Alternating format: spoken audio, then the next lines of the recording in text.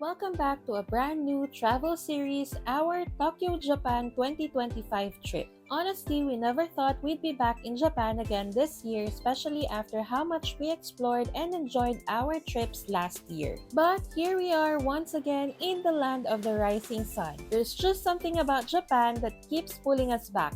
The culture, the food, the adventures, we can't get enough. So come along with us on this new journey. We've got so much to share and we can't wait to take you with us.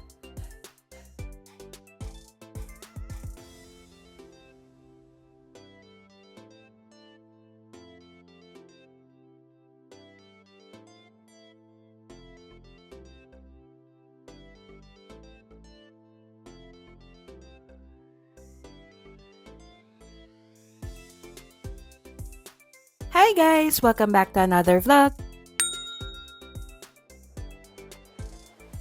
We actually booked this flight way back in January when we scored some awesome airfare deals at a travel fest. For the three of us, we only paid 28,500 pesos total.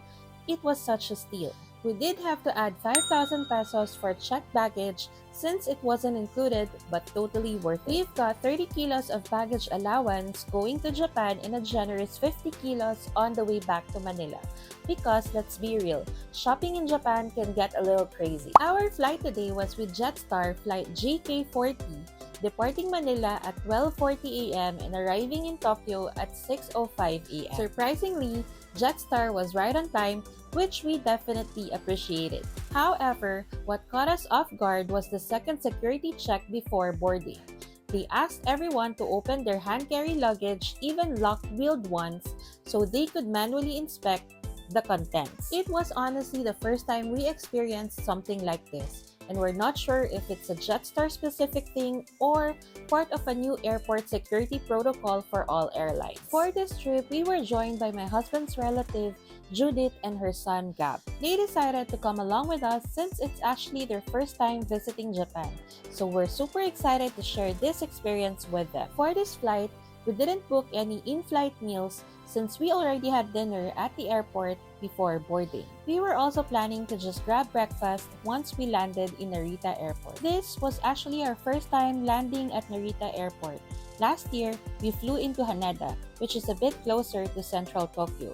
But we're excited to experience Narita this time around and see how it compares. I honestly wasn't prepared for how chilly it still was when we landed in Narita. It was around 16 degrees and I only brought one cardigan with me since part of the plan was to buy jackets in Japan. But I definitely felt the cold the moment we stepped out of the plane. Narita International Airport, located in Narita, Chiba Prefecture, is one of the two main international airports serving the Greater Tokyo area in Japan. You can get to Tokyo by train, about an hour, or by bus. Airport limousine buses go to major hotels and city centers, and by taxi, convenient but expensive, can exceed about 20,000 yen to central Tokyo. For this trip, we decided to get the welcome Suica cards and loaded our cards with a total of 30,000 yen for the three of us. The welcome Suica card is a special prepaid IC card for short-term visitors to Japan. It's a convenient way to pay for trains, buses, vending machines, convenience stores, and more, especially around Tokyo and the JR East area. It is only valid for 28 days from the date of first use. There's actually no deposit required unlike the regular Suica. It comes in preloaded amounts. You can recharge it at stations and convenience stores. No refunds or reissuance if lost. Not eligible for balance refund after expiration. You can buy a welcome Suica card at Narita Airport, at JR East Travel Service Centers in Terminals 1 and 2, Haneda Airport, major JR East stations like Tokyo, Shinjuku, and Shibuya. Just please take note that it's not valid on Shinkansen unless you buy a separate ticket or use Smart X. This card is ideal for tourists staying in Japan for under 4 weeks, traveling primarily in Eastern Japan, Tokyo, or Tohoku, and for people who want a no-deposit, easy-to-use travel card. It took us about an hour to get through immigration since the lines were pretty long when we arrived.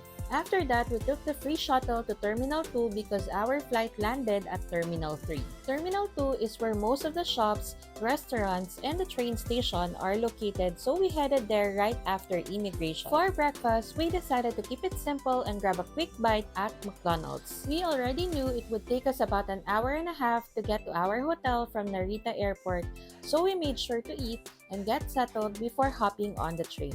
I was so happy to find out that it would only take one train to get from Narita Airport to Kinsho Station, no transfers needed. We took the JR Narita line bound for Sushi from Platform 1 and just stayed on the same train all the way to Kinsho. It was honestly super duper convenient because it's where our hotel is located. From a red-eye flight to landing just in time for sunrise at Narita Airport, grabbing a quick McDonald's breakfast, and now finally on our way to the hotel. What a start to our Japan 2025 trip. Thanks for joining us on our flight and stay tuned, we've got so much more in store. Don't forget to like, comment, and subscribe so you don't miss the rest of the adventure. Thanks again for watching guys, and see you again on the next vlog.